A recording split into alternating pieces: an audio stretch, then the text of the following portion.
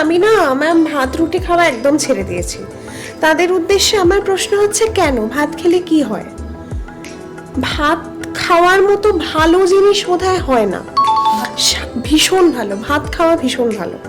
মানে গরমকালে যারা ধরো একটু বাইরে ঘুরে কাজ করেন, সেলসের কাজ করেন বা মেডিকেল রিপ্রেজেন্টেটিভের কাজ করেন, বহুটা সময় রোদে থাকতে হয়, তাদের ক্ষেত্রে বরং সাজেস্ট করি সপ্তাহে অ্যাটলিস্ট 2 থেকে 3 দিন পান্তা ভাত খান, যেটা বহু পুরনো মা ঠাকুমাদের একটা কনসেপ্ট ছিল যে কেন ভাতটা কেন এত ইম্পর্টেন্ট।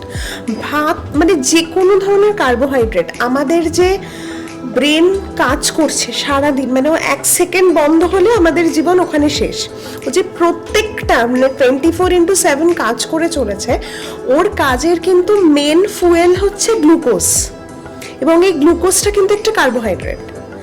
একটা সিম্পল কার্বোহাইড্রেট ভেঙে ভেঙে ভেঙে ভেঙে গ্লুকোজ হচ্ছে।